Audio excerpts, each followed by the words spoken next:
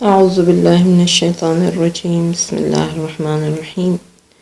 شہر رمضان الذی انزل فیہ القرآن ھدی للناس وبینات من الہدی والفرقان۔ آپ سب کی خدمت میں ماہ رمضان جو ماہ نزول قرآن ہے اس کی آمد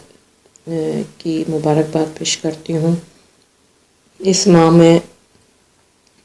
روزوں کے ساتھ ساتھ اپنی زبانوں کو تلاوت سے، کانوں کو سماعت سے اور دلوں کو قرآن کریم کے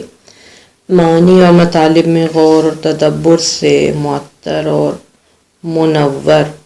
کیجیے، اور وہ خوش نصیب انسان جو بندوں کے نام، اللہ کے پیغام اور اس کے کلام کو سمجھنا اور اس پہ عمل کرنا چاہتے ہیں، ان کے لیے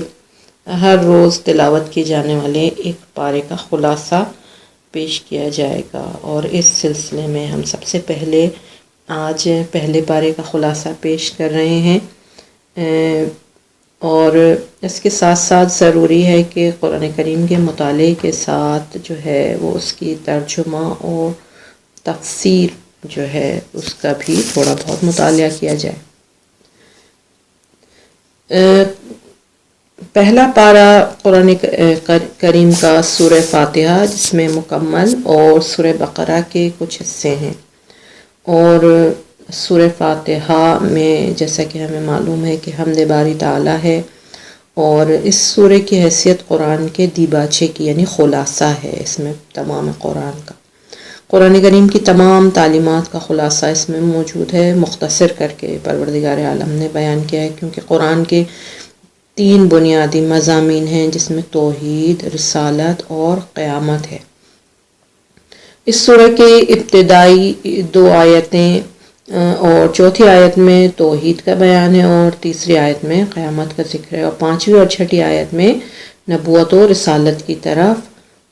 اشارہ ہے۔ یعنی جب ہم کہتے ہیں صراط الذین انعمت علیہم، یعنی وہ افراد جن کو خدا نے اپنی نعمتوں سے نوازا،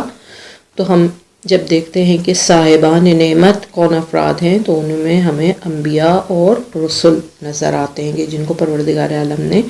وحی کی نعمت سے نوازا۔ اور حقیقت یہ ہے کہ سورہ فاتحہ ایک بے مثال دعا اور معارف کا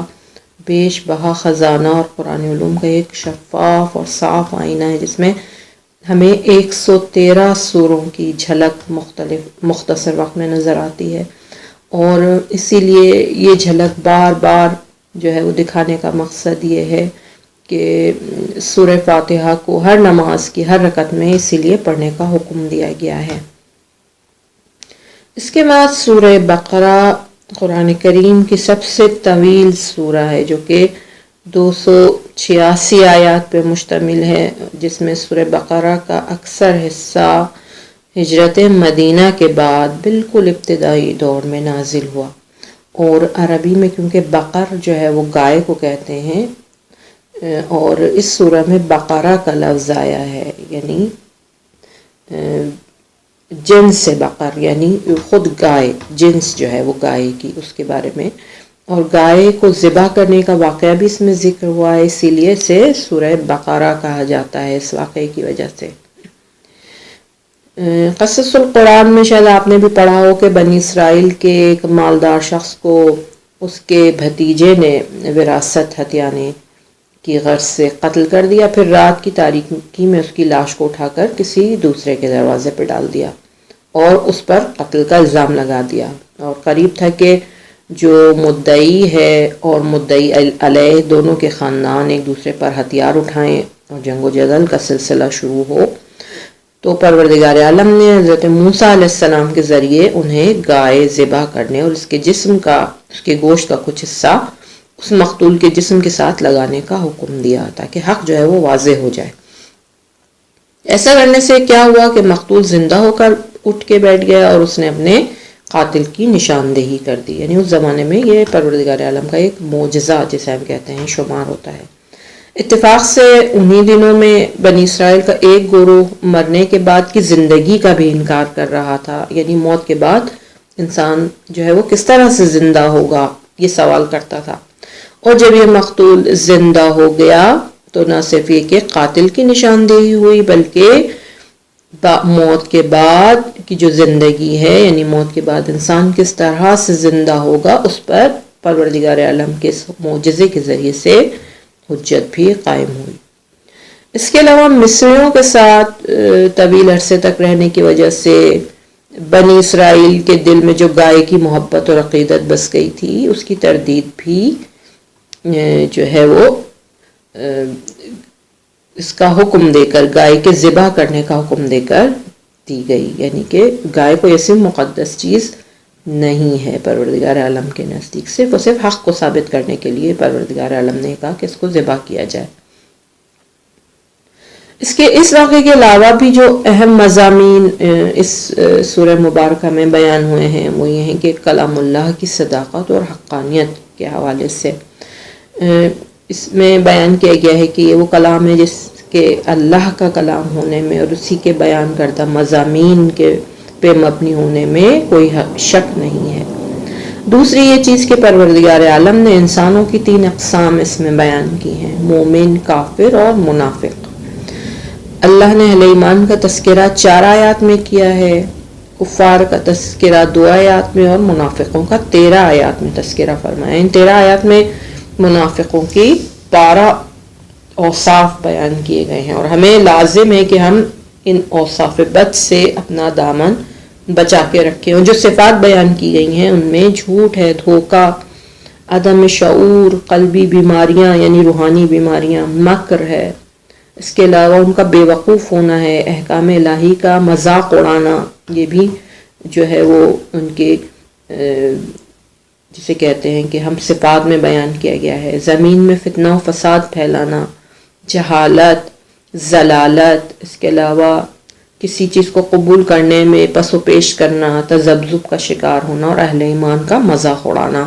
یہ سب جو ہے وہ منافقین کی نشانیاں ہیں۔ اس کے علاوہ حضرت آدم علیہ السلام کی داستان ہمیں ملتی ہے اس میں، اور ان کے بیٹوں کی عرضی خلافت، جس کی وجہ سے وہ اس چیز کے پابند ہیں کہ زمین پر اللہ کے احکام کو نازل کریں اور دنیا کا نظام ویسے چلائیں جس طرح سے اللہ چاہتا ہے، یعنی انسان کو خدا نے خلیفۃ اللہ بنانے کا ذکر جو ہے وہ بھی اسی سورہ مبارکہ میں کیا ہے۔ سورہ بقرہ میں اس کے علاوہ بنی اسرائیل یعنی یہود کا ذکر بہت تفصیل سے ملتا ہے۔ اس تذکرے میں سب سے پہلے تو یہ بتایا گیا ہے کہ اللہ نے بنی اسرائیل کو بے شمار ظاہری اور باطنی، دینی اور دنیاوی نعمتیں عطا کی، مثلا ان کے اندر کثرت سے انبیاء بھیجے، دنیا کی خوشحالی انہیں دی، ایمان کی نعمت سے انہیں سرفراز کیا، انہیں فرعون کے مظالم سے نجات دی۔ اس کے علاوہ مصر سے فرعون نے ان کا تعاقب کیا تو سمندر میں پروردگار عالم نے ان کے لیے راستے بنا دیے۔ وہ بے سر و سامانی کے عالم میں تھے، ان کے لیے پروردگار عالم نے من و سلوہ کا انتظام کیا۔ صحرائے سینا میں بادل کا سایہ انہیں مہیا کیا، پتھر سے ان کے لیے 12 چشمے جاری کیے۔ اس کے بعد ذکر کیا گیا ہے کہ انہوں نے ان نعمتوں کا شکر ادا نہیں کیا اور بتدریج کفران نعمت کی بیماری میں مبتلا ہو گئے، چنانچہ انہوں نے حق کو چھپایا اور رسول خدا کی نبوت کا انکار کیا۔ انہی بنی اسرائیل نے بچھڑے کو معبود بنایا، دشت سینا میں بے صبری اور حرص اور طمع کا مظاہرہ کیا، اریحا شہر میں متکبرانہ انداز میں داخل ہوئے جبکہ انہیں کہا گیا تھا کہ وہ عاجزی اپنائیں۔ اس کے علاوہ انہوں نے متعدد انبیاء الہی کو ناحق قتل کیا، بار بار انہوں نے بدعہدی کی، یعنی خدا سے کیے گئے وعدوں کو توڑا۔ اس کے نتیجے میں کیا ہوا کہ ان کے دل جو ہیں وہ سخت ہو گئے۔ اس کے علاوہ انہوں نے خدا کے کلام میں یعنی جو وحی نازل کی تھی پروردگار عالم نے، اس میں لفظی اور معنوی تحریف کی، شریعت کے بعض احکام پر ایمان لائے اور بعض کا انکار کرتے رہے، یعنی یؤمنون ببعض ویکفرون ببعض، صحیح ہے۔ اور بغض اور حسد کی بیماری میں مبتلا ہوئے اور مادی زندگی سے جو ہے وہ بے حد انہوں نے محبت کی، مقرب فرشتوں سے بیزاری کا اظہار کرتے تھے، جیسے کہ جناب جبرائیل علیہ السلام کے بارے میں ذکر ہے سورہ بقرہ میں کہ ان سے بیزاری کا اظہار کیا انہوں نے۔ سحر اور کہانت میں انہیں بے حد دلچسپی ہو گئی تھی، سحر و جادو میں، یعنی جسے کہتے ہیں کہ شوہر اور بیوی کو جدا کرنے کے لیے جو ہے وہ جادو کا استعمال کرتے تھے. اس کے علاوہ ان سب بدعملیوں کے باوجود وہ جنت کے واحد ٹھیکے دار ہونے کا دعویٰ بھی کرتے تھے. اور واقعی سوچنے اور عبرت اور نصیحت کی بات یہ ہے کہ اس وقت یہ سب خرابیاں ہم مسلمانوں میں موجود ہیں. اور کیونکہ قرآن ہمیں معلوم ہے کہ قیامت تک کے لیے آیا، لہٰذا اس داستان کو سورہ بقرہ میں ذکر کرنے کا مقصد یہی ہے کہ رسول خدا کی امت دیکھے، اپنے آپ کو چیک کرے کہ آیا یہ تمام بیماریاں جو ہیں جو اس میں ذکر کی گئی ہیں، یہ تمام جو صفات ہیں یہ ذکر کی گئی ہیں، یا ہمارے اندر موجود ہیں یا موجود نہیں ہیں. یعنی سورہ بقرہ کی جب ہم تلاوت کریں تو جب ان صفات پہ پہنچیں تو واقعاً ہم اپنے آپ کو ٹیلی کریں ان صفات کے ساتھ کہ آیا یہ ہماری امت میں بھی آیا یہ بیماریاں موجود ہیں یا موجود نہیں ہیں. کیونکہ قرآن ہمیں فکر کی دعوت دیتا ہے. لعلکم یتفکرون افلا یتدبرون القرآن، صحیح تم قرآن میں تدبر کیوں نہیں کرتے، فکر کیوں نہیں کرتے. اس کے بعد جو ہے وہ ہمیں اس میں حضرت ابراہیم علیہ السلام اور جناب اسماعیل علیہ السلام کے بارے میں ملتا ہے. تعمیر کعبہ اور تحویل قبلہ کے بارے میں ہمیں سورہ بقرہ میں جو ہے وہ مطالب جو ہے وہ ہمیں ملتے ہیں. امید ہے کہ آپ نے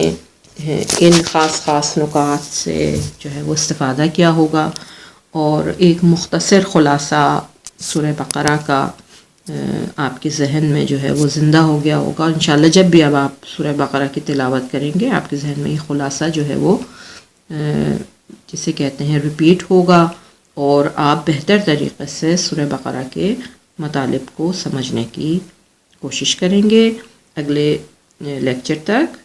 وصلی اللہ علی سیدنا